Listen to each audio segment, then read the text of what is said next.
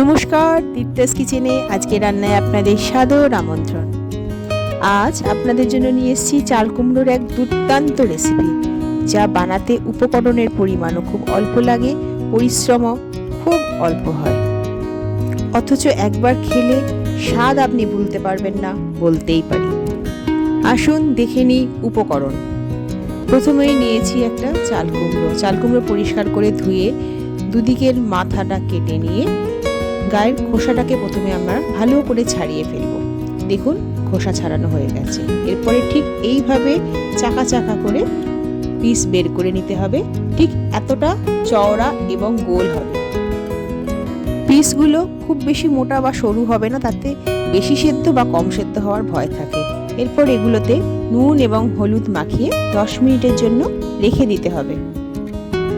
এরপর আমাদের একটা মশলা তৈরি করে নিতে হবে। তার জন্য সাদা সর্ষে 4 চামচ, 2 চামচ কালো সর্ষে, অল্প নুন এবং লঙ্কা দিয়ে ভিজিয়ে রাখবো আধ ঘন্টা। তারপর এটাকে বেটে একটা স্মুথ পেস্ট তৈরি করে নেব।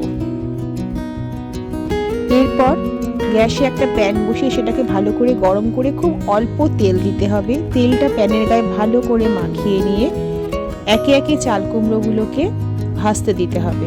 চাল কুমড়োগুলো সমস্ত প্যানের ওপর দেওয়ার পরে প্রথমে উল্টে পাল্টে দুদিকে তেলটা লাগিয়ে নিতে হবে। তারপরে খুব কম আঁচে চাপা দিয়ে দিয়ে এটাকে ভাজতে হবে। খুব বেশি ভেজে ফেলার প্রয়োজন নেই, মোটামুটি লালচে হলে আমরা চাল কুমড়োটা তুলে নেব প্যান থেকে। এইভাবে সমস্ত চাল কুমড়োটা আমরা ভাগে ভাগে ভেজে নেব।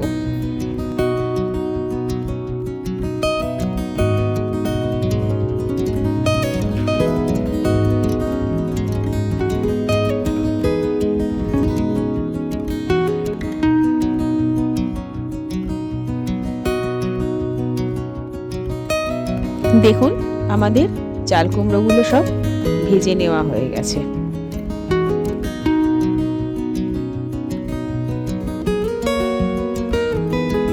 চাল কুমড়োগুলো ভাজা হয়ে যাওয়ার পরে একটু ঠান্ডা হয়ে এলে একটা পরিষ্কার টিফিন কৌটোতে এই ভাজা চাল কুমড়োগুলোকে বসিয়ে দিতে হবে। ঠিক এইভাবে যেভাবে আমি বসাচ্ছি দেখে নিন। এরপরে বাটা মশলাটা এর ওপরে ছড়িয়ে দিতে হবে। বাটি ধোয়া জল অল্প দিতে পারেন মশলার।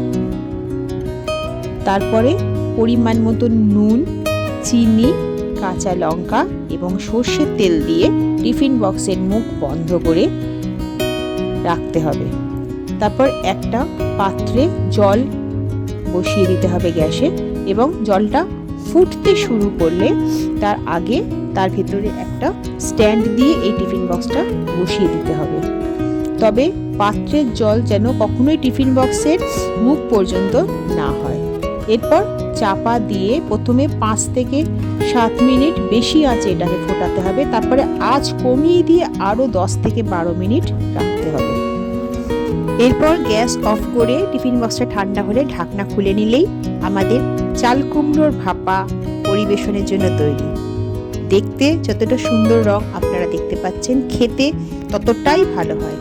বাড়িতে একবার অবশ্যই চেষ্টা করবেন এটা বানানোর। খুব অল্প পরিশ্রমে কম উপকরণ এটা বানানো যায়, অথচ খেতে অত্যন্ত সুস্বাদু হয়। আমার রান্নাটা ভালো লাগলে একটা ছোট্ট করে লাইক করে দেবেন। খুব শীঘ্রই আপনাদের সঙ্গে আবার দেখা হবে। আজ তবে আসি, নমস্কার।